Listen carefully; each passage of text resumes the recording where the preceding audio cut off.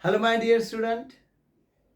Welcome you again in this lecture number 26 for that topic digestion and absorption.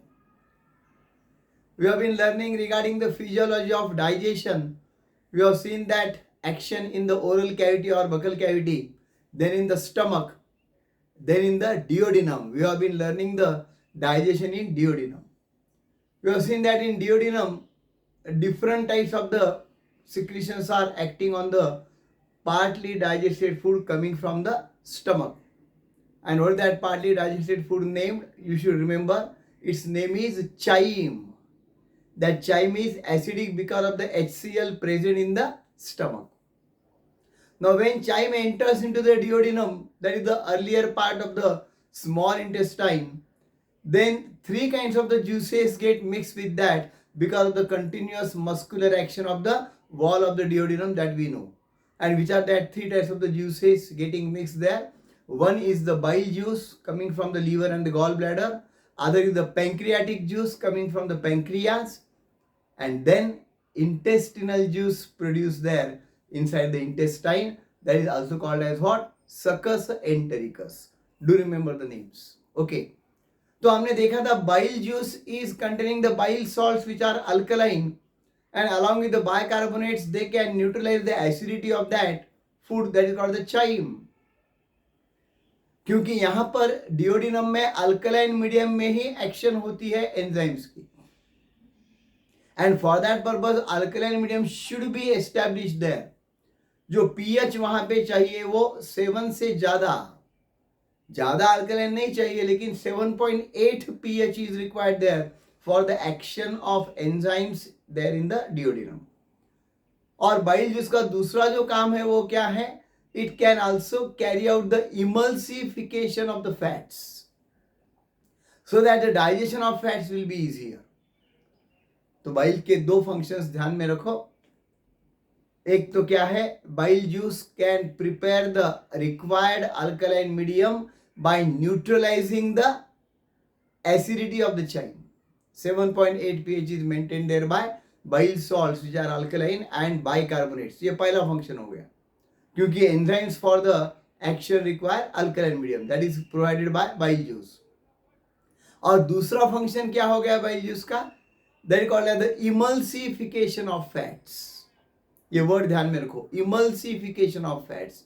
यहाँ पे क्या होता है देखो, that fat molecules, particularly we know that ghee and the oil what we take inside, that is the fat.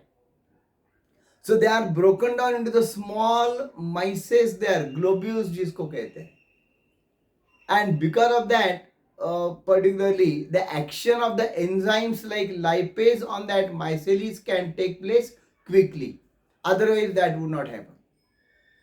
So if emulsification of fats can happen where the larger macromolecules of the fats are broken down into the smaller micelles or smaller particles, then only the action of the enzyme lipase is possible there. तो यहाँ पे bile के जो दो function मैंने आपको बताए हैं, शायद वो आखिरी लेक्चर में नहीं बताए थे. Okay, that's why do remember these functions of bile and the importance of bile there.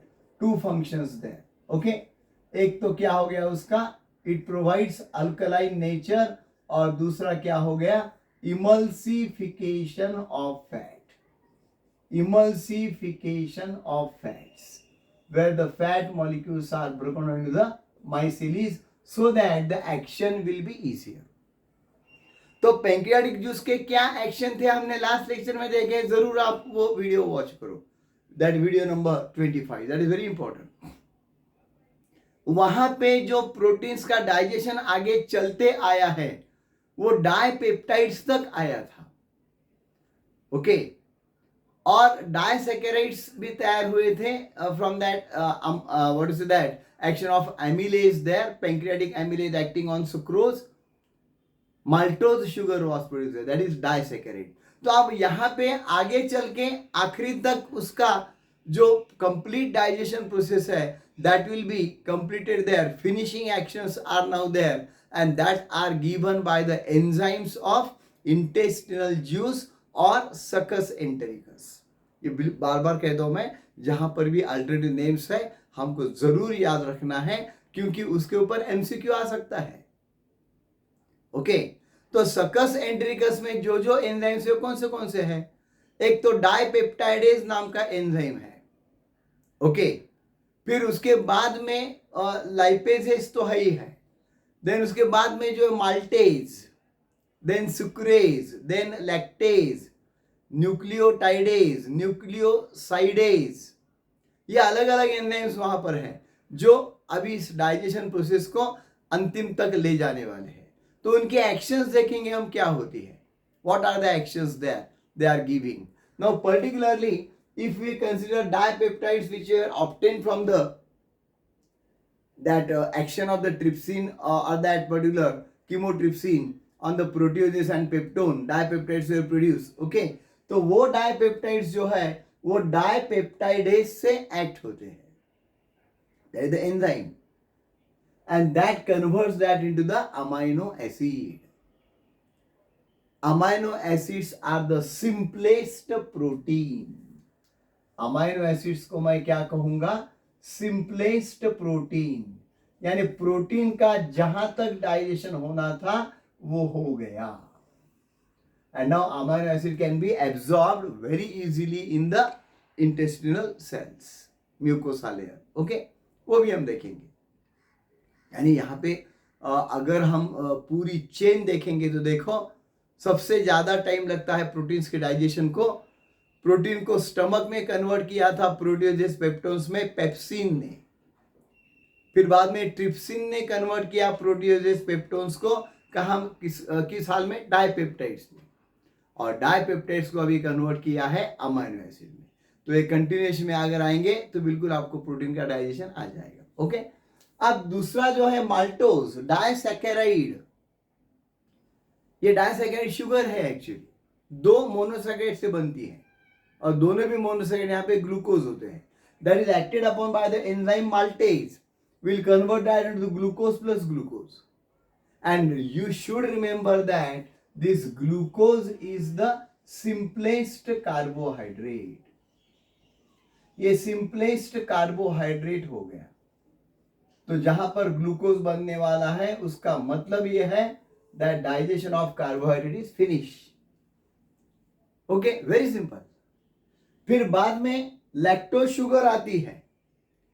ज्यादातर हम स्टार्च मटेरियल खाते हैं, जब रोटी खाते हैं तो क्या खाते हैं? स्टार्च खाते हैं। ओके, तो इसलिए ज्यादा माल्टोज आता है। ओके, माल्टोज का डाइजेशन होने के बाद ग्लूकोज आता है। अब थोड़ा दूध भी ले लिया है, बिल्कुल लेते जाओ दोस्तों, तो दूध में लैक्टोज रहता है। That lactose sugar will be converted into what? Glucose and galactose by lactase enzyme. Galactose भी ग्लूकोज के जैसे मोनोसैकेराइड है। अगर सुक्रोज लेते हैं, जो हम चीनी खाते हैं, जो शक्कर खाते हैं, तो उसमें सुक्रोज नाम है उसका, केन शुगर। ओके, तो उसका केमिकल कंपोजिशन ग्लूकोज और फ्रक्टोज से है।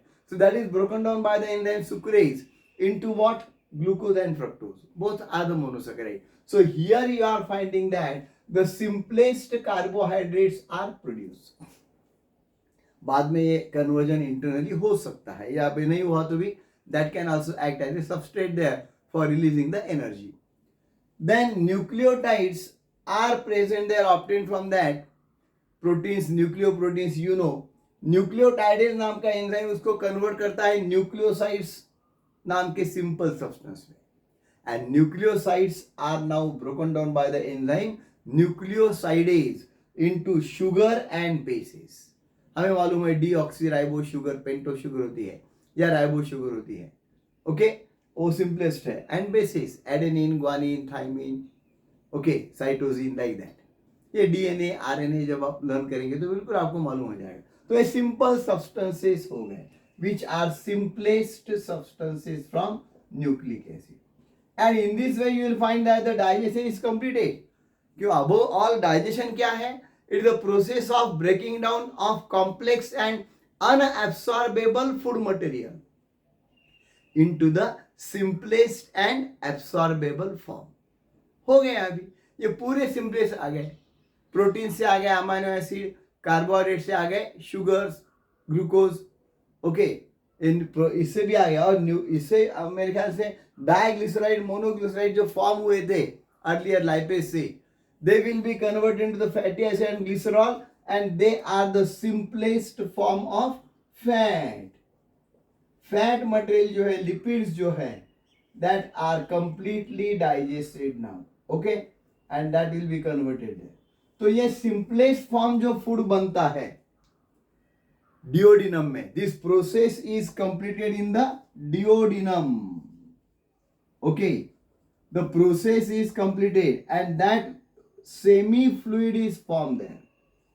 ये मैंने लिखा है वहां पर भी, semi fluid material which is form there completely digested. वो अल्कलाइन नेचर का है, उसे कहते हैं चाइल. तो चाइम और चाइल ये दो शब्द ध्यान में रखो.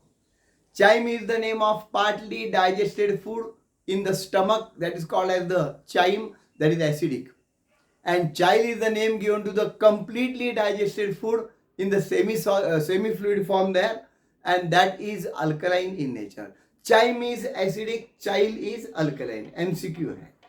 Both are acidic, both are alkaline. Reverse दे सकते हैं. Chyme is acidic, chyle is alkaline. Okay? और ये इसका एब्सॉर्प्शन अब हम आगे चल के देखने वाले हैं. That happens where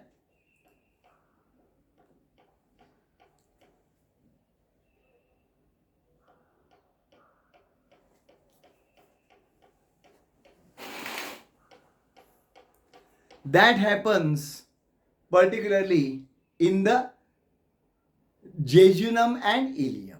Okay, so the next part we shall learn, my friends, in the next lecture. The power has gone.